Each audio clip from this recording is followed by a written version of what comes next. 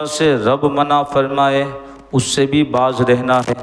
اسی طرح رسول اللہ صلی اللہ علیہ وسلم جو حکم تمہیں عطا فرمائے اسے لے لو اور جس سے منع فرمائے اس سے باز رہو۔ خلاصہ کلام یہ ہے کہ نبی کریم صلی اللہ علیہ وسلم کی حیثیت صرف پیغام رساں کی نہیں ہے، بلکہ آپ کو اللہ رب العزت نے شریعت کا شارع، محلل، محرم، حاکم اور مطاع بنا کے بھیجا ہے، جس کے لیے جو چیز چاہے آپ حلال کر دے، جس کے لیے جو چیز چاہے آپ حرام فرما دے۔ حضرت محمد بن مالک نے کہا، میں نے حضرت برہ رضی اللہ عنہ کو سونے کی انگوٹھی پہنے دیکھا۔ حضرت محمد بن مالک فرماتے ہیں کہ میں نے حضرت برہ بن عازب رضی اللہ تعالی عنہ کو سونے کی انگوٹھی پہنے دیکھا۔ لوگ ان سے کہتے تھے آپ سونے کی انگوٹھی کیوں پہنتے ہیں؟ یہ تو منع ہے، شریعت نے حرام قرار دیا ہے۔ حالانکہ نبی کریم صلی اللہ علیہ وسلم نے اس سے ممانعت فرمائی ہے، اس سے منع فرمایا ہے۔ حضرت برہ رضی اللہ تعالیٰ عنہ نے فرمایا، ہم نبی کریم صلی اللہ علیہ وسلم کی خدمت اقدس میں حاضر تھے، حضور کے سامنے اموال غنیمت، غلام و متاع حاضر تھے، یعنی ساز و سامان غنیمت کا نبی کی بارگاہ میں حاضر تھا، جس میں غلام بھی تھے، دوسری قسم کا بہت سا ساز و سامان، اور وہ ساز و سامان کو نبی کریم صلی اللہ علیہ وسلم تقسیم فرما رہے تھے۔ سب اونٹ نبی کریم بانٹ چکے، ساز و سامان جن کو تقسیم کرنا تھا تقسیم کر چکے، ایک انگوٹھی باقی رہ گئی تھی۔ یہ ایک انگوٹھی جس کو میں نے پہنا ہے، کون فرماتے؟ حضرت برہ بن عازب۔ حضور اکرم صلی اللہ علیہ وسلم نے نظر مبارک اٹھا کر اپنے اصحاب کرام کو دیکھا، پھر نظر جھکا لی، پھر دوبارہ نبی کریم نے مبارک نظر اٹھا کر صحابہ کرام کو ملاحظہ فرمایا، پھر نگاہ نیچی کی، پھر نظر اٹھا کر دیکھا اور مجھے بلایا، اے برہ۔ میں حاضر ہو کر آقا کریم صلی اللہ علیہ وسلم کے سامنے بیٹھ گیا۔ سید اکرم صلی اللہ علیہ وسلم نے انگوٹھی لے کر میری کلائی میں تھامی اور فرمایا، پہن لو جو کچھ تمہیں اللہ اور رسول پہناتے، پہن لو جو کچھ تمہیں اللہ اور رسول پہناتے ہیں۔ راوی کہتے حضرت برہ بن عازب فرمایا کرتے، مجھے کیسے حکم دیتے ہو کہ میں اس انگوٹھی کو اتار دوں جس کے بارے میں نبی پاک نے فرمایا، پہن لے جو کچھ تجھے اللہ اور رسول پہناتے، جہاں بانی عطا کر دے، بڑی جنت ہبا کر دے، نبی مختار کل ہے، جس کو جو چاہے عطا کر دے۔ یہ موضوع ہم نے یہ دوسری جمعہ ہے، 2 جمعرات میں بھی ہو چکا۔ یہ سب چیزوں کو ہم اس لیے بیان کر رہے ہیں، ہمارا عقیدہ غلط نہیں ہے، ہمارے بیچ میں کچھ ایسے ہے جو ہمیں اپنی اس ایمانی نعمت سے، جس نعمت کی بنیاد پر ہی آپ اور ہم جنت کے حقدار بنے گی، کھینچنا چاہتے ہیں۔ نماز کے نام پہ، صلح کے نام پر، بچیوں کی رشتے کروا کے، یہ آپ کا مسئلہ ہے، آپ اس چیز کو سمجھیے۔ لوگوں نے جسے شریعت کی صحیح تعلیم نہیں ہے اور پبلک کے اندر ذہن بھی ایسا بنتا جا رہا ہے۔ میں کہتا ہوں کہ ایک پریوار کا انسان اس چیز کو سمجھے اچھی طرح سے، وہ بزنس کے لیے کیا کوئی بڑی جماعت اس کو مدد کرتی ہے؟ وہ خود سے کوشش کرتا ہے نا۔ جب انسان بیمار ہوتا ہے گائیڈ لائن کی جائے گی، اللہ کی مدد، اللہ ہی پوری کائنات کا نظام چلانے والا ہے، مدد کرے، لیکن مدد کے نام پہ اپنے عقیدے کو نہ بگاڑے، غلط اپنا عقیدہ نہ بنا لے۔ جو سوچ ہماری سماج میں ہم نہ بولتے لیکن بولنا بند کروا دیا گیا، اور یہ چیز یہ کہہ کے بند کروا دی جا رہی ہے کہ ہماری سماج میں ہر فرقے کے لوگ رہتے تو رد نہیں کرنا چاہیے۔ میں کہتا ہوں تو پھر مارکیٹ کے اندر جہاں بھیڑ زیادہ ہوتی ہے، چوروں کا امکان ہوتا ہے، وہاں اعلان کیوں کیا جاتا ہے کہ بھئی اس مارکیٹ میں آنا تو چوروں سے ساودھان رہنا؟ نماز کی جہاں عظمت بیان کی جاتی ہے تو بے نمازیوں کی وعیدیں کیوں سنائی جاتی ہے؟ تاکہ انسان کو سمجھ میں آئے کہ نماز ادا کرنا اچھا فعل ہے، نماز نہ پڑھنا رب کے عذاب کا انسان حقدار بن جائے گا۔ جھوٹ کی مذمت کیوں بیان کی جاتی ہے؟ سچائی کی فضیلت کیوں بیان کی جاتی ہے؟ صرف سچ ہی بیان کیا جاتا، سچائی ہی کی فضیلت بیان کی جاتی، نماز ہی کی عظمت بیان کی جاتی۔ آج بہت سے والدین ہیں چاہتے ہیں جب حدیثیں سنتے ہیں ان کا دل بھرا ہو جاتا ہے، رب نے اتنا بڑا مقام عطا کیا ہے، تم اپنی قدر کروانا چاہتے ہو، اپنے بچوں کو نبی کا عاشق بناؤ، نبی اور اہل بیت کی محبت انہیں سکھاؤ، بزرگوں کے نقش قدم پہ انہیں چلاؤ۔ یہ تہذیب جو آج ختم ہو رہی ہے تو کیا صرف والدین کی فضیلت بیان کی جاتی ہے اور ساتھ میں یہ نہیں بتایا جاتا ہے کہ جو اپنے ماں باپ کی ناحق تلفی کرتا ہے، ماں باپ کے دل کو دکھاتا ہے، اس کے لیے یہ وعید ہے، یہ وعید ہے۔ کیا میاں بیوی کی صرف فضیلت بیان کی جاتی ہے؟ نہیں، یہ بھی بتایا جاتا ہے کہ جو اپنی عورت کے یا جو عورت اپنے شوہر کے حقوق ادا نہ کرے اس کے لیے یہ وعید ہے۔ اب صرف ایک مسئلے میں لوگ یہ کہتے ہیں کہ سیدھی سیدھی بات بیان کی جائے، یہ بد مذہبوں کا رد نہ کیا جائے۔ ارے ہم نہیں کر رہے، جس پر دین نازل ہوا ہے، جو دین کے شارع ہے، جس پر قرآن نازل ہوا ہے، وہ اپنی زبان سے ان کا رد فرما رہے ہیں۔ سنت ہے نبی کی، سنت رد کرنا اللہ رب العزت کی۔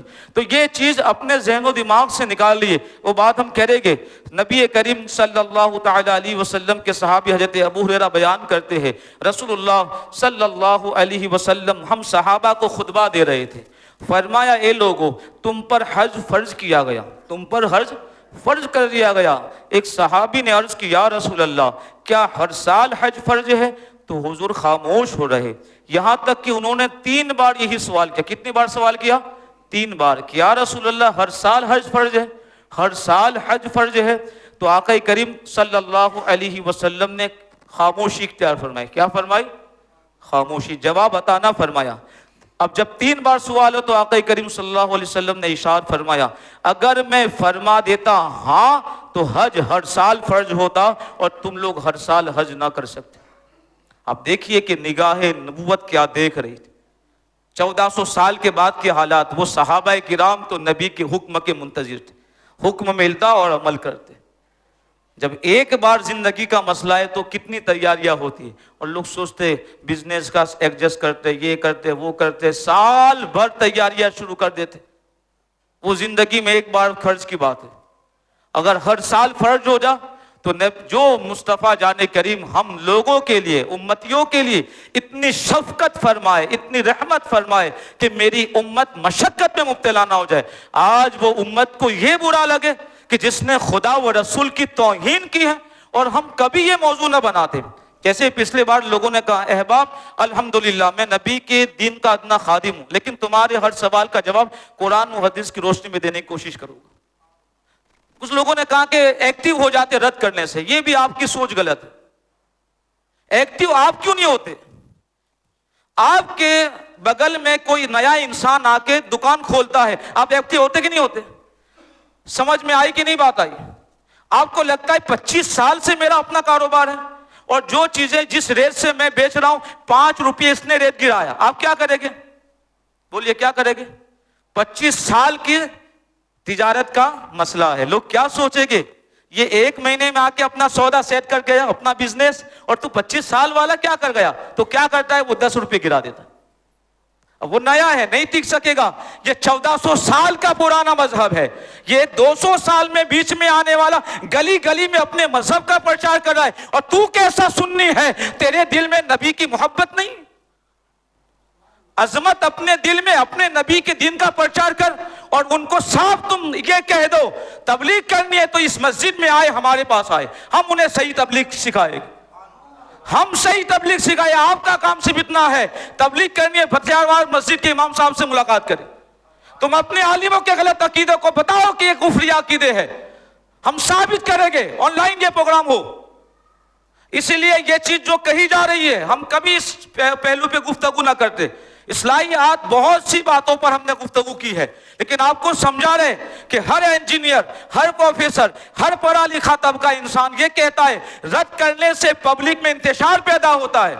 میں کہتا ہوں بزنس کو لے کے مسلمان کتنا ایکٹیو ہے، اپنی عزت کی جب باری آتی ہے، اپنی شان کی جب باری آتی ہے انسان 2-2 لاکھ روپے. شادیوں میں کیا ہوتا ہے, سب شادیوں کی بات نہیں, اللہ ماشاء اللہ, انسان دیکھتا ہے فلاں نے اتنا اچھا کارڈ چھپایا, فلاں نے اتنی آئٹمیں اپنے کھانے میں رکھی. ارے اپنے تو باپ دادا کے زمانے سے پیسے والے, اپنے کچھ ایسا کرے کہ اپنا بھی نام ہو جائے. ارے تمہارے باپ مسلمان, تمہارے آبا اجداد سنی صحیح عقیدہ, اور تمہاری نسلوں میں بد مذہب ہو جائے اور تمہارے پیٹ کا پانی بھی نہ ہلے. کام کرنا ہے کرے, مل کے کرے. کیا کرنا ہے آپ کو؟ نماز کا طریقہ نہیں معلوم, ہم کون سا ایسا حکم ہے جو آپ کو سکھانے کے لیے تیار نہیں. آتے آپ عشاء کی نماز میں؟ روزانہ شروع کیا ہے. جمعرات کا پروگرام جب تک ہم ہے رب کے فضل و کرم سے کرتے ہی کرتے ہیں, کبھی ناگا نہیں ہوا, کبھی مجبوری آ گئی, الگ چیز ہے کہ ہم شریک نہ ہوئے. جمعہ کا پروگرام ہوتا ہی ہوتا ہے. بیسک پروگرام نے شروع کیا, وضو سے 2 بار شروع کیا. اسلامی سماج پہ گفتگو ہو رہی ہے, لیکن مسئلہ کیا ہے کہ آپ سنی رہیں گے تو نا, ورنہ یہ جائیداد سارا سب کچھ. آپ دیکھیے ہندوستان یہ اہل سنت و جماعت کا ایک پرانا اپنا وقف بورڈ تھا, لیکن ہم سے کھینچا کس نے؟ یہ شیطانوں نے کھینچا. ہر طرف سے لوگوں نے ان کو داخل کر دیا. اور ہمارا پڑھا لکھا طبقہ کیا سوچتا ہے, چھوڑو نا یار, جن کا جو کام ہے وہ کرے. کیا وہ حج ہاؤس پہ کس کا قبضہ؟ بد مذہبوں کا قبضہ ہو گیا. وقت پر کس کا قبضہ ہوا؟ ان کا قبضہ ہو گیا. 600 سال کی, جیسے میں نے مثالیں دی تھی, آپ کو سمجھایا بھی تھا, اگر جیسے بٹیارہ جماعت, قریشی جماعت یا پٹھان جماعت, کوئی بھی جماعت, میمن جماعت, ان جماعت والوں کو یہ پتہ چل جائے کہ بھئی 200 سال 300 سال کی کوئی ہماری جاگیر زمین ہے, تو سب کیا وکیل سے دیکھیں دستاویز ملے, اس کے بارے میں کیا کرنا ہے, قبضہ کیسے چھڑانا ہے. 600 سال ریکارڈ کی مسجد ہے جو اہل سنت کے باپ داداؤں کی مسجد تھی. آج بد مذہب میں قبضہ کر لیا, ہمارا پیٹ کا پانی ہلا. ہم کیا جماعت کا مسئلہ سمجھ. اس لیے آپ سب کو پتا ہو کہ نہ ہو, لیکن میں تمہاری ذہن سازی کر رہا ہوں. جب پہلا سمو نکاح ہونے والا تھا, یہاں جماعت کی آفس بنی تھی بھٹیاواڑ کی, ہم نے اس وقت یہ مسئلہ وہ بھی لوگوں کو سمجھا کے کہ کسی اپنے ایک لڑکے کی رشتہ بھی کسی بد مذہب سے نہ کرنا, ورنہ ہم نہیں پڑھائے گی. جب میں شروع میں آیا تھا, نہیں ہے تو آپ تصدیق کریں, سب لوگوں کو, چاہے احمد بھائی ہو, جاوید بھائی, ان کو معلوم کر لیجئے, میں فون کر کے بلاتا تھا آفس. میں اس دن سے آپ کو سمجھا رہا ہوں. انہوں نے کتنی معاذاللہ غلط باتیں لکھی. نبی کو مختار ماننا گویا یہ شرک کا کام ہے. جو آپ کو مشرک کہہ رہے, آپ کے دل میں محبت پیدا ہو رہی ہے. اب نبی اکرم صلی اللہ علیہ وسلم کا اختیار دیکھیں, آقا فرمایا اگر میں ہاں کہہ دیتا تو ہر سال حج فرض ہو جاتا. اس حدیث سے بات بالکل واضح طور پر ثابت ہو جاتی ہے. حضور سائل کے جواب میں ہاں فرما دیتے, حج ہر سال فرض ہو جاتا. لیکن آپ نے اپنی امت پر رحمت اور شفقت کی وجہ سے ہاں کہنے کے بجائے سکوت اختیار فرمائے, مہربانی فرمائی, اور فرمایا معلوم ہوا سید عالم صلی اللہ علیہ وسلم نے یہ نہ چاہا ہر سال حج فرض ہو جائے, اس لیے کہ ہاں نہ فرمایا, لہذا زندگی میں صرف ایک بار حج فرض ہے. کتنی بار؟ وہ بھی نبی کی کرم نوازی, مہربانی. یہ تو ان کا ہی کرم ہے, یہ ان کی ہی مہربانی ہے. اس لیے تو امام اہل سنت نے کتنے اچھے اور انوکھے انداز میں کہ بے ہنر و بے تمیز کس کو ہوئے ہے عزیز, ایک تمہارے سوا تم پہ کروڑوں درود. ایسا نہیں ہے. اگر سنی بیدار ہو جائے کہ بہت سے کام, غریبوں کی مدد کرنی ہے, تو کہتا ہوں اس علاقے میں 80% لوگ امیر ہیں. صحیح میں کہہ رہا ہوں, میں غلط نہیں. اس موقع میں کن کی مدد کرنی, ملا کے آپ کر لیجئے, اللہ کی رضا کے لیے, کسی کو خبر بھی نہ پڑے. کیا امام عالی مقام کے شہزادے امام زین العابدین کی سیرت ہمارے سامنے نہیں ہے؟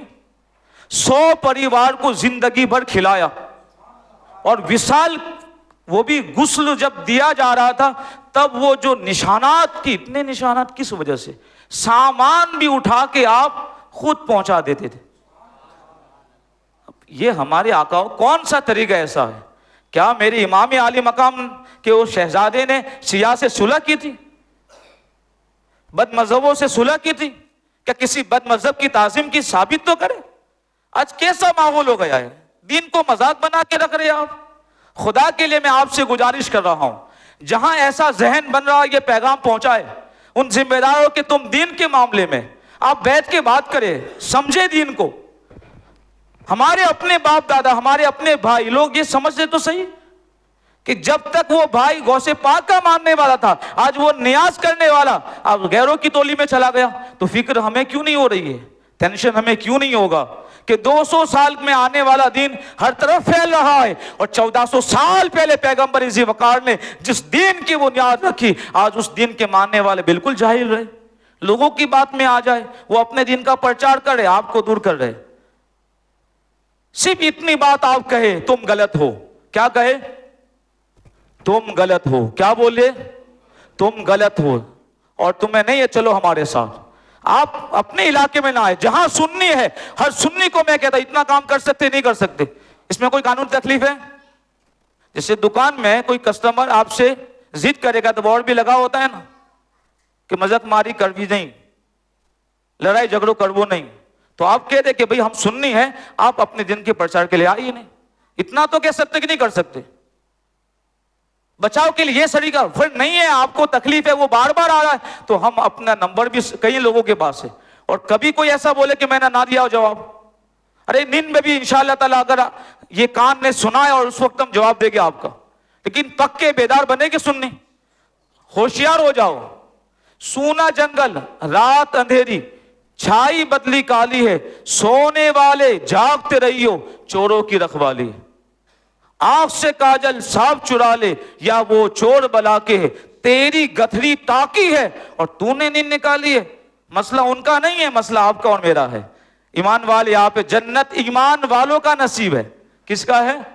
اہل ایمان کا ہے ٹھکانہ جنت۔ آپ کا ایمان چلا جائے گا سب کچھ چلا جائے گا، اس لیے اس نعمت کل جہاں کی نعمت ایمان، فرمائے جو باتیں میں چھوڑ دوں اس کے بارے میں تم لوگ مجھ سے سوال کرنے تے اعتراض کرو، کیونکہ تم سے پہلے کے لوگ اس وجہ سے ہلاک ہو گئے کہ وہ اپنے انبیاء سے سوالات اور اختلافات زیادہ کرتے تھے، لہذا جب میں کسی چیز کا تمہیں حکم دوں تو تم اپنی استطاعت کے مطابق اس پر عمل کرو، اور جب تمہیں کسی چیز سے میں روک دوں سے اسے چھوڑ دو۔ اس مضمون کی دیگر بہت سی احادیث سے خلاصے کے طور پر محقق بریلوی امام اہل سنت علی رحمۃ الرضوان نے کچھ باتیں ذکر کی ہے۔ آپ فرماتے ہیں سرکار مولا کائنات نے ارشاد فرمایا، رسول اکرم نے ارشاد فرمایا، لا ولو قلت نعم لوجبت، ہر سال حج فرض نہیں ہے، اور میں اگر ہاں کہہ دیتا تو حج فرض ہو جاتی۔ انس بن مالک فرماتے ہیں اگر میں ہاں فرما دیتا، نبی پاک فرماتے ہیں، تو واجب ہو جائے، اور واجب ہو جائے تو تم بجا نہ لا سکو گے، اور جب تم نہ بجا لاؤ گے تو تم عذاب کی حقدار ہوگے۔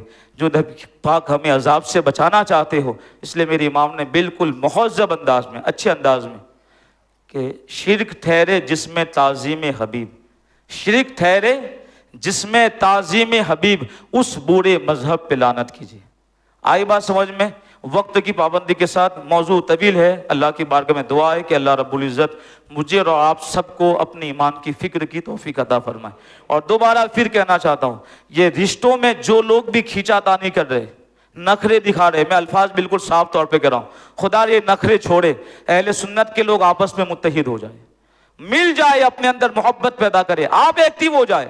اور آپ کے سامنے بالکل جو دو ایک مثال میں نے پیش کی ہے، اپنی آپ کو بھی پتہ صرف چل جائے کہ آپ کے دادا کی کوئی اولاد نہیں تھی، آپ کے والد ہی تھے، اور ان کی بہت بڑی کوئی زمین نکل آئی اور کاغذ بھی آپ کے پاس ہے، آپ کیا سکون سے بیٹھے گے؟ بولیے، سکون سے بیٹھے گے؟ کیا کرے گے؟ مہنگائی کے زمانے میں اتنی بڑی زمین، کاغذات بھی میرے پاس ہے، تو جو نبی نے جس مذہب کی سچائی بیان کی ہو، اس مذہب پر آج 200 سال پہ پیدا ہونے والا فرقہ نبی کی شان پہ بات کرے، نبی کی عظمت پہ بات کرے، اور معاذاللہ کتاب میں وہ مولوی اتنا لکھ دے کہ میرے ہاتھ کی لکڑی نبی اکرم سے زیادہ نفع دیتی ہے، تو ہم اس مذہب کے عالم اور اس عالم کو صحیح ماننے والے کو غلط کی۔ اتنی سی بات ہے، خدا را آپ اپنے ہیں، میں بھی آپ کا ہوں، اپنے ایمان کی حفاظت کرے اور نماز کی پابندی کرے۔ کس چیز کی پابندی کرے؟ نماز کی پابندی، حسن اخلاق سے پیش آئے۔ میری آپ سے کوئی دشمنی ہے، عداوت ہے، اور اگر بیان سے بھی میں کوشش کر رہا ہوں سمجھانے کی، کوئی عداوت نہیں، کوئی تکلیف نہیں ہے، ابھی بھی آپ کو دوبارہ دعوت دے رہا ہوں۔